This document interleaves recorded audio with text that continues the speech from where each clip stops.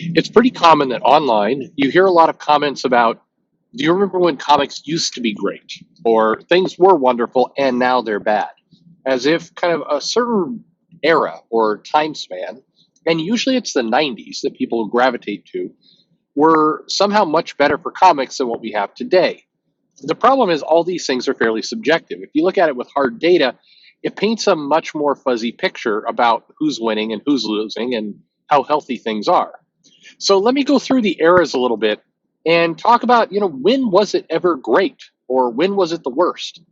I think I have a point of view that might be different from what you normally hear.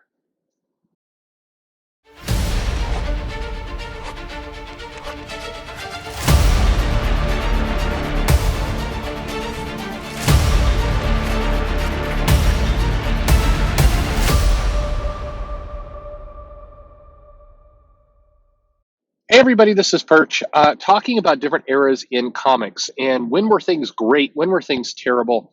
I think there's one important question or statement that you have to make clear to yourself before you even kind of begin to wade into this, and that is, who are you?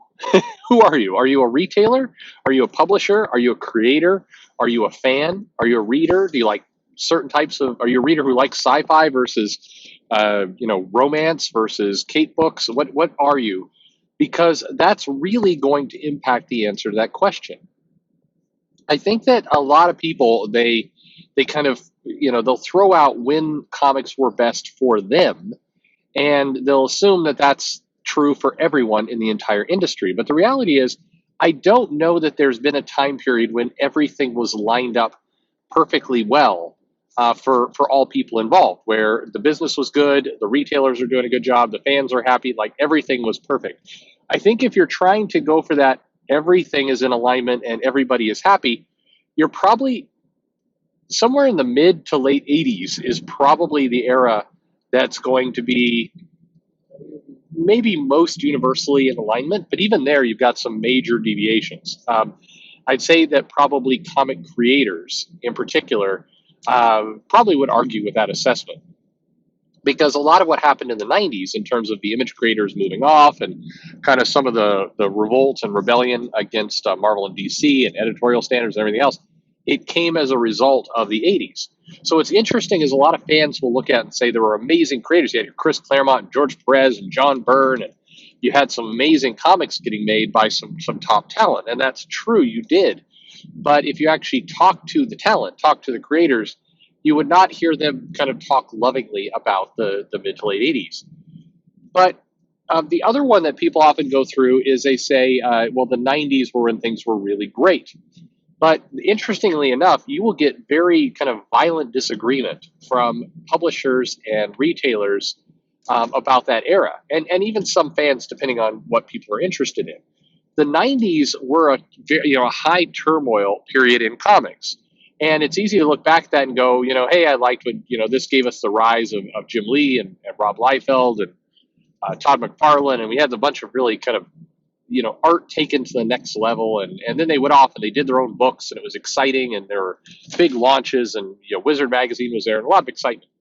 And while that's true, you also had kind of Marvel trying to own their own distributor in the Heroes World debacle. You had just a mess in terms of the transition into the direct market, which was anything but smooth. You had the destruction of the newsstand during that time period. You had a lot fewer people coming into comics. You had some pretty big price hikes that went on during the 90s. There was a lot of elements that were pretty bad for a lot of people. You had a lot of creators who abandoned comics during that period and just never came back. And if you're a retailer and you're remembering kind of ordering Image and then the massive, in some cases, a year or more delays of comics coming out. Remember Battle Chasers, anyone? I mean, beautiful looking book, but, not the best schedule. If you were a retailer and you were ordering books and then you had no idea of when they were ever going to actually come to the shop, I mean, that was the 90s and it flushed a lot of people out.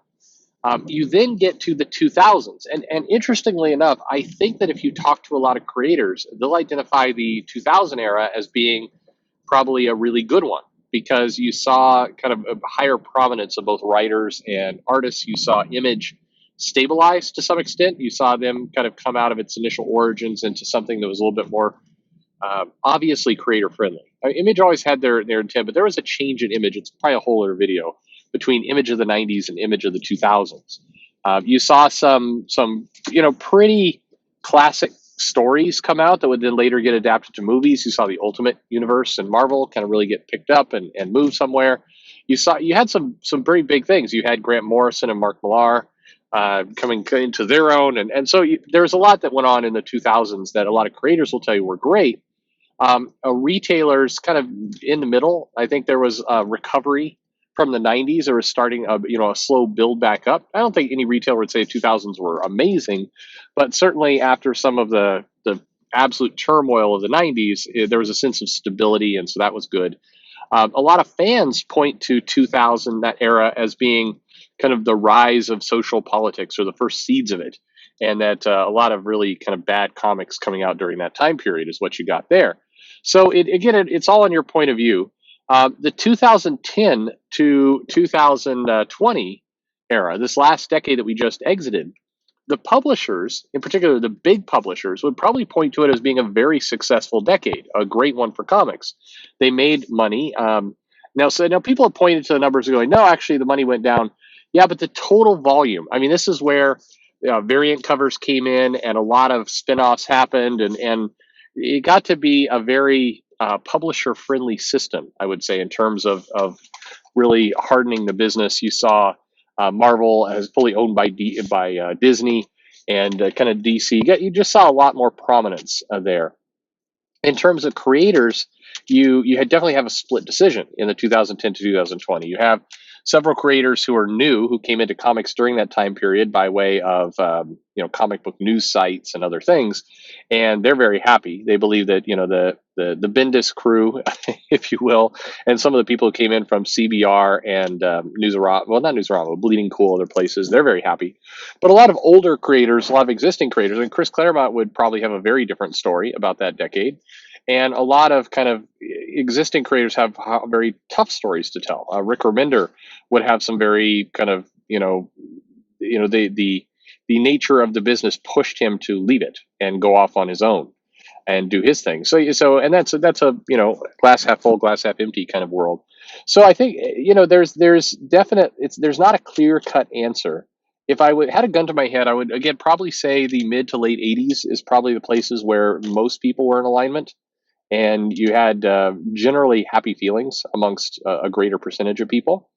But the '90s definitely no, which is always I shake my head. I'm always amazed by videos that talk up the '90s as being the highlight of comics in the industry, when there's a lot of incredibly shady practices going on to stores, creators who, there's some creators who have very positive views in the industry. I mean, some of the Image guys, Jim Lee and Eric Larson, others have, are kind of hailed as being, creator or fan friendly and other things. Maybe not Eric Larson. People get into plenty of scraps with him, but a lot of people look to Jim Lee as somebody who's very, very positive. But in the late '90s, I mean, there was some pretty brutal stuff. I mean, there's another side to that picture. Some documentaries and other things about some very, very public arguments that went on with some of these guys at Image that people tend to just brush aside as being, they forget that in favor of talking up kind of the fan first mentality of the '90s. But in really case, it was not a fan first decade. But I don't know. What about you? So I laid these things out. Like I said, I think the most important, if you're really trying to be objective about it, you got to identify what perspective you're coming from.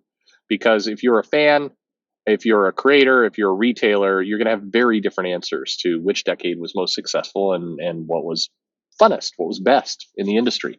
But what about you? What decade did you like? What do you remember? And kind of in your head as the decade to remember. Leave a comment below. Let me know. Like, subscribe. Hey, introduce to a friend. That would be much appreciated. Try to build up the subscribers slowly but surely. I don't have that big kind of mass subscriber appeal that most do, but I appreciate everyone who joins. And follow me on Twitter or Facebook at Comic Perch. And thanks for listening.